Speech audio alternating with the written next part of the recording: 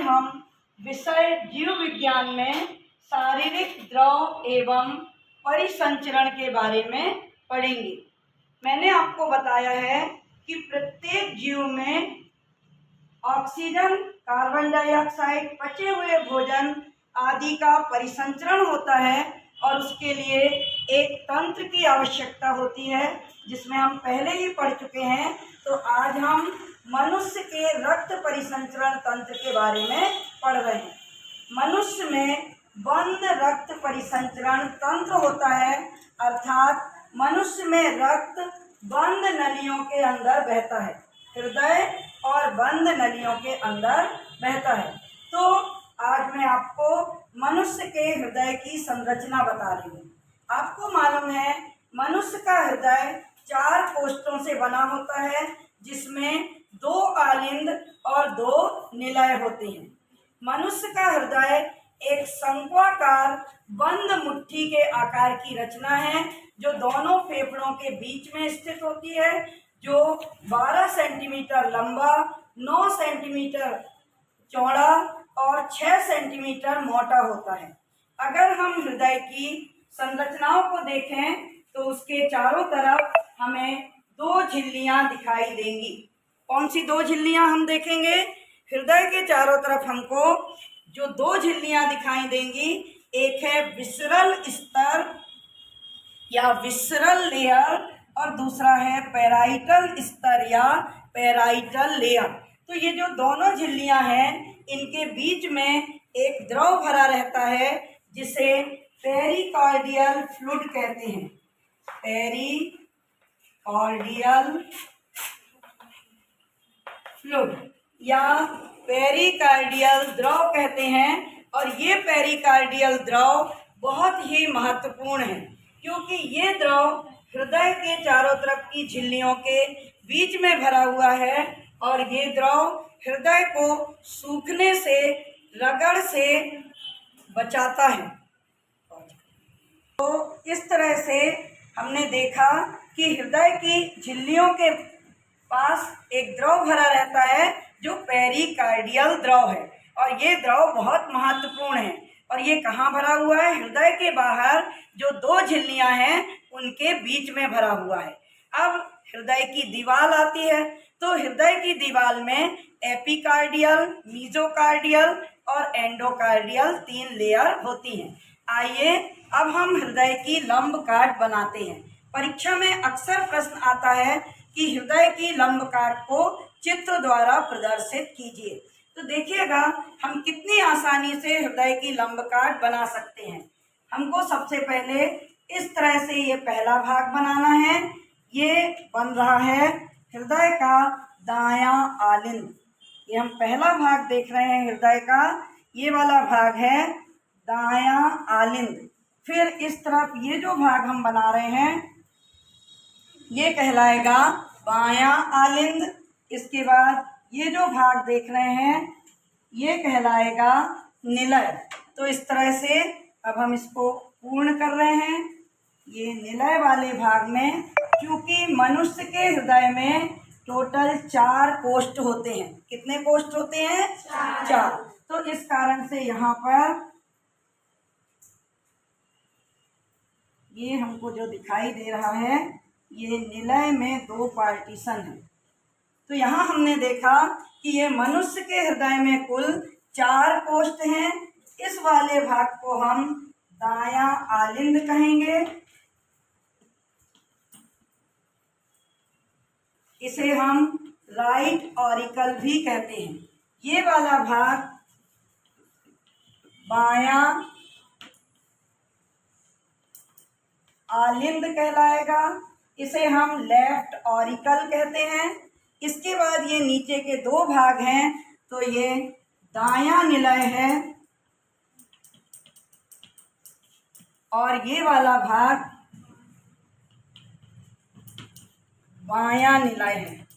तो इस तरह मनुष्य के हृदय में कुल 4 कोष्ठ हैं, दायां आलिंद, बायां आलिंद, दायां निलय और बायां निलय। अब हम देखें कि ये 2 भाग कौन से हैं। तो ये ऊपर वाला भाग अग्र महाशिरा, अग्र महाशिरा या प्रीवेना केवा, प्रीवेना केवा या अग्र महाशिरा है, और ये वाला भाग पश्च महाशिरा या पोस्ट वेना केवा।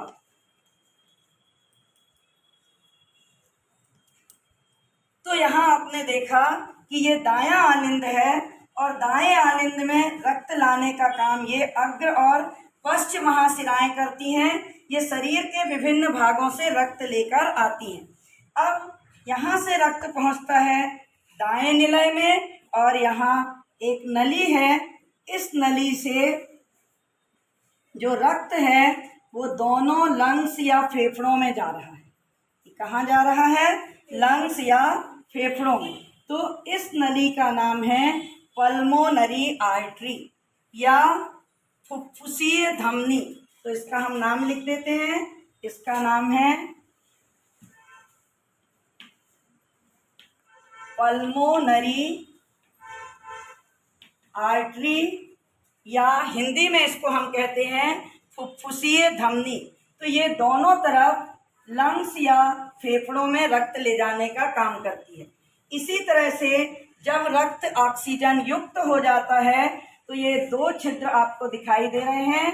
इन छिद्रों को हम कहेंगे पल्मोनरी वेन या पल्मोनरी शिराएं। ये पल्मोनरी वेन्स हैं, पल्मोनरी वेन्स या पल्मोनरी शिराएं हैं, और जो रक्त लंग्स या फेफड़ों में शुद्ध हो चुका है वो इन पल्मोनरी शिराओं से वापस आता है। ये वाला भाग क्या था? बायां आलिंद, और बाएं आलिंद से रक्त पहुंचता है बाएं निलय में, और यहाँ पर भी एक नली है, और इस नली के द्वारा ये रक्त शरीर के विभिन्न भागों में भेजा जाता है, और इस नली का नाम है एओर्टा या महाधमनी। इसको हम क्या कहेंगे? ये जो जा रही है एओर्टा या महाधमनी। तो ये महाधमनी,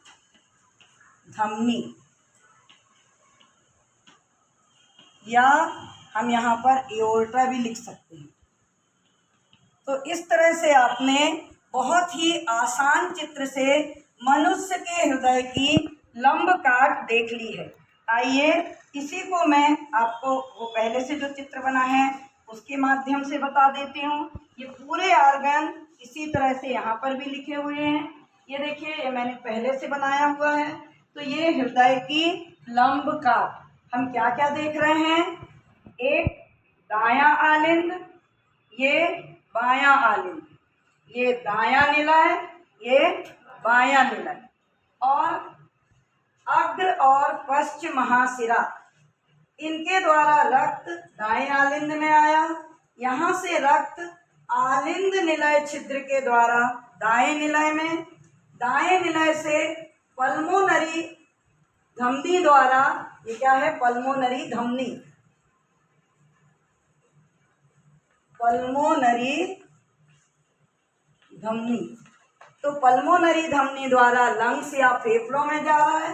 फिर पल्मोनरी शिरा से आ रहा है बाएं आलिंद में, बाएं आलिंद से आ रहा है बाएं निलय में, और यहाँ से एओर्टा द्वारा शरीर के विभिन्न भागों में। तो हमने ये जो हृदय की लंब काट का चित्र बनाया है आपको समझ में आ गया होगा। आपको एग्जाम में इस तरह से डायग्राम बनाना है, और डायग्राम बनाने के बाद आपको नामांकित करना है। तो नामांकन आपने देख लिए हैं। ये अग्र महाशिरा, ये पश्च महाशिरा, ये दायां आलिंद, ये दायां निलय, फिर इधर पर ये बायां आलिंद, ये वाला भाग बायां निलय, ये पल्मोनरी धमनी, पल्मोनरी आर्टरी या फुफ्फुसीय धमनी, और ये वाला भाग जो है इसको हम बोलते हैं महाधमनी या एओर्टा। तो ये हमने मनुष्य के हृदय की लंब काट का चित्र बनाया है। किसका चित्र बना है? मनुष्य के हृदय की लंब काट। तो परीक्षा में एलएस ऑफ हार्ट या मनुष्य के हृदय की लंब काट का चित्र पूछा जाता है। अब हम अपने दूसरे प्रश्न की ओर आते हैं। ये चित्र भी वही है। मनुष्य के हृदय की लंब काट के बाद अगला प्रश्न जो आता है वो आता है, मनुष्य के हृदय में रक्त परिसंचरण का मार्ग दर्शाइए। तो अगर आपको चित्र याद है तो आप रक्त परिसंचरण का मार्ग बिल्कुल आसानी से बता सकते हैं। देखिएगा कहाँ कहाँ से रक्त आ रहा है। सबसे पहले जो अग्र महाशिरा और पश्च महाशिरा, ये शरीर के अग्र भाग से और पश्च भाग से अशुद्ध अर्थात ऑक्सीजन विहीन रक्त को लेकर दाएं आलिंद में आती है। दाएं आलिंद से रक्त आलिंद निलय छिद्र, जो कि यहाँ पर इसका नाम है ट्राइकस्पिड वाल्व। दाईं तरफ आलिंद निलय छिद्र का नाम क्या हो गया है? Tricuspid valve. तो इसके द्वारा रक्त आलिंद से निलय में आ गया। कहाँ कहाँ आया? अग्र और पश्चिम महाशिरा से दाएं आलिंद में, दाएं आलिंद से ट्राइकस्पिड वाल्व द्वारा दाएं निलय में। अब दाएं निलय से रक्त ये पल्मोनरी आर्टरी, पल्मोनरी आर्टरी या फुफ्फुसीय धमनी, ये लिखा हुआ है पल्मोनरी आर्टरी या फुफ्फुसीय धमनी द्वारा कहाँ जा रहा है? लंग्स या फेफड़ों में जा रहा है। कहाँ जा रहा है ये जा रहा है लंग्स या फेफड़ों में। तो ये शुद्ध होगा। शुद्ध होना माने ऑक्सीजन युक्त होना। तो अब रक्त फेफड़ों के अंदर ऑक्सीजन युक्त हो गया है। अब ये रक्त पल्मोनरी शिराओं के द्वारा बाएं आलिंद में आ जाता है। रक्त पल्मोनरी शिराओं के द्वारा बाएं आलिंद में आ गया। ये रक्त ऑक्सीजन युक्त होके आया है क्योंकि फेफड़ों से आया है। अब यहाँ से रक्त बाएं आलिंद से पहुंचेगा बाएं निलय में। किससे जाएगा? यहाँ पर भी आलिंद निलय कपाट है और उसका नाम है बाइकस्पिड वाल्व।